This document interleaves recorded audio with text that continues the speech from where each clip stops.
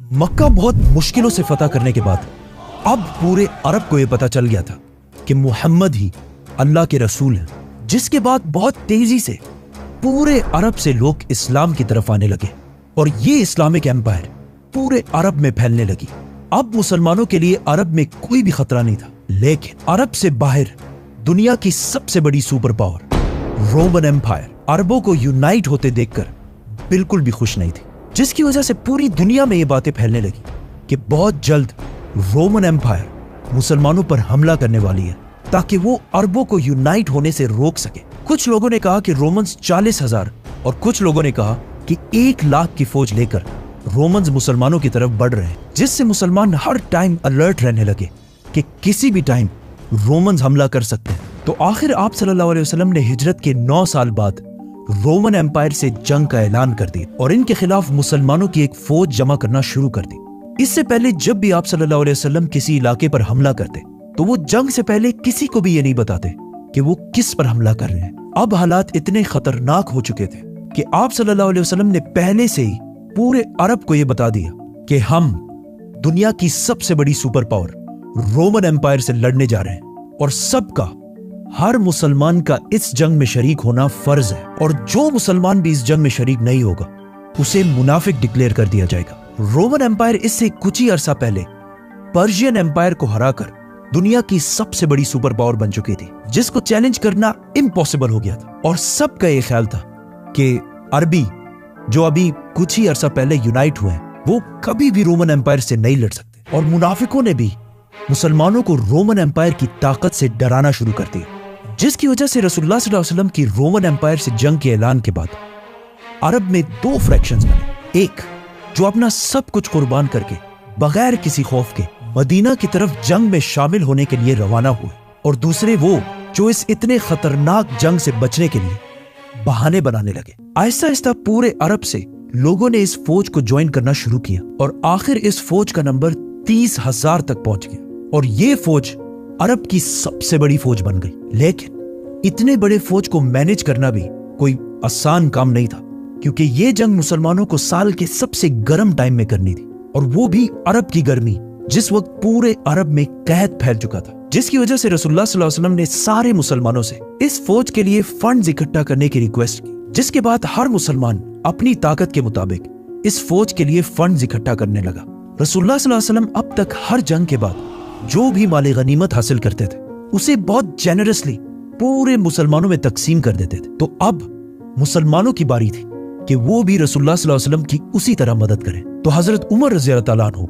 जो हमेशा अच्छे कामों में हजरत अबू बकर रज़ी अल्लाह तआला अन्हु से एक स्टेप पीछे रहते थे, उन्होंने इस बार अबू बकर रज़ी अल्लाह तआला अन्हु से जीतने के लिए सबसे पहले जाकर अपनी सारी दौलत का आधा रसूलुल्लाह सल्लल्लाहु अलैहि वसल्लम के सामने रखा। लेकिन कुछ ही देर बाद अबू बकर रज़ी अल्लाह तआला अन्हु अपनी सारी दौलत और अपने घर का सारा सामान लेकर रसूलुल्लाह सल्लल्लाहु अलैहि वसल्लम के पास आए और एक बार फिर हजरत उमर रज़ी अल्लाह तआला अन्हु से आगे निकल गए, जिसके बाद हजरत उस्मान रज़ी अल्लाह तआला अन्हु जो उस वक्त मदीना के बाजार की सबसे मालदार शख्सियत थी, उन्होंने 900 ऊंट,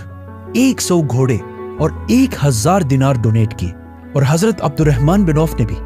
बहुत सारे ऊंट, घोड़े और माल डोनेट किया। ये तो वो सहाबी थे जिनके पास अपना बिजनेस और काफी दौलत थी, लेकिन वो सहाबी जो बिल्कुल गरीब थे उन्होंने भी इस फौज के लिए डोनेशंस की, जिनमें से एक ने सारी रात मेहनत करके चंद खजूर कमाए और वो थोड़े से खजूर भी इस फौज के लिए डोनेट कर दिए।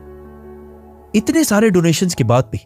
30,000 के इस फौज को मैनेज करना बहुत मुश्किल था, क्योंकि जैसे ही ये फौज मदीना से रवाना हुई हर 18 सहाबा के लिए सिर्फ एक ऊंट था और तबूक मदीना से 700 किलोमीटर दूर था और वहां पहुंचने के लिए एटलीस्ट 15 दिन का सफर करना था। तो 18 सहाबा एक ही ऊंट को बारी बारी राइड करने लगे, जो बहुत मुश्किल काम था ही।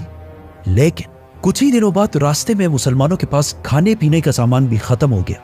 जिसकी वजह से मुसलमानों को मजबूरन इन ऊंटों को भी ज़िबा करना पड़ा। लेकिन इतने सख्त हालात में भी सबको पता था कि उनमें से कोई भी पीछे रह गया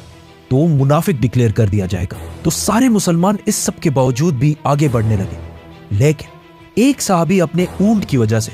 इस फौज से पीछे रह गए, अबू ज़र ग़िफ़ारी। तो उन्होंने अपना ऊंट वहीं छोड़कर पैदल तबूक की तरफ बढ़ने लगे। ये फौज रास्ते में आले समूद के इलाके से भी गुजरी जिन्होंने एक जमाने में पहाड़ों के अंदर बहुत जबरदस्त और आलीशान बिल्डिंग्स बनाई थी। इनकी तबाही को देखकर मुसलमानों का ईमान और मजबूत हो गया, लेकिन आप सल्लल्लाहु अलैहि वसल्लम ने इस इलाके के पानी को यूज करने से मना कर दिया। आखिर 15 दिन बाद मुसलमान फाइनली तबूक पहुंच गए। तबूक मुसलमानों की एम्पायर से बाहर गस्सानी किंगडम के बिल्कुल सेंटर में एक सिटी, विच मीन्स मुसलमान अपना इलाका छोड़कर दुश्मन के इलाके के बिल्कुल सेंटर तक पहुंच गए। और वहां पहुंचते ही मुसलमान रोमन एम्पायर से लड़ने के लिए बिल्कुल तैयार हो गए और सफों में खड़े हो गए। लेकिन काफी टाइम इंतजार करने के बाद भी नथिंग, बिल्कुल खामोशी, और कोई भी मुसलमानों से लड़ने के लिए नहीं आया। अब यहां पर कुछ कंफ्यूजन है। कुछ स्कॉलर्स कहते हैं कि रोमन्स मुसलमानों की इतनी बड़ी फौज देखकर डर गए और जंग से पहले ही उनकी फौज इधर उधर बिखर गई, क्योंकि मुसलमान इससे पहले हर जंग में अपने से 3 गुना बड़ी फौज से लड़ती थी। बदर में मुसलमान 300 और दुश्मन 1000, ओहद में मुसलमान 1000 और दुश्मन 3000, और खंदक में मुसलमान 3000 और दुश्मन 10,000। और कुछ लोग ऐसे भी हैं जो कहते हैं कि कभी किसी फौज ने मुसलमानों पर हमला किया ही नहीं था, ये बस अफवाहें थी। जो भी था, इस वाक़े के बाद पूरे अरब में ये बात फैल गई कि मुसलमान फौज लेकर रोमन एम्पायर के बॉर्डर तक गई और उन्हें जंग की दावत भी दी। लेकिन रोमन एम्पायर, दुनिया की सबसे बड़ी सुपर पावर, मुसलमानों से डर के जंग से भाग गई।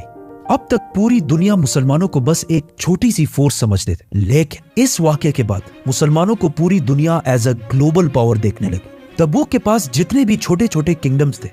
वो अब तक रोमन एम्पायर के अंडर रहते थे, लेकिन मुसलमानों की इस ताकत को देखने के बाद उन्होंने रोमन एम्पायर को छोड़कर आप सल्लल्लाहु अलैहि वसल्लम के सामने सरेंडर कर दिया और जिजिया देने का भी वादा किया। और जो स्टेट्स अब तक रोमन एम्पायर के गुलाम थे,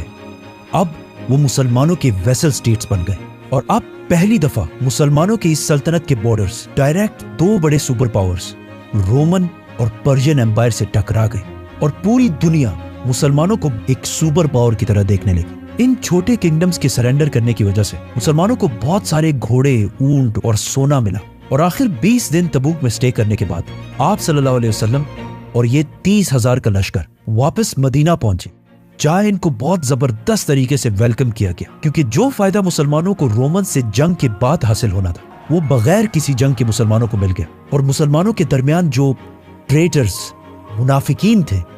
वो भी सारे मुसलमानों के सामने आ गए। मदीना पहुंचने के बाद बाकी सारे अरब कबीले भी इस्लाम कबूल करके इस एम्पायर में शामिल हो गए और पूरा अरब बुत परस्ती, आइडोलेट्री को छोड़कर एक ही अल्लाह की तरफ आने लगा। लेकिन उसके साथ ही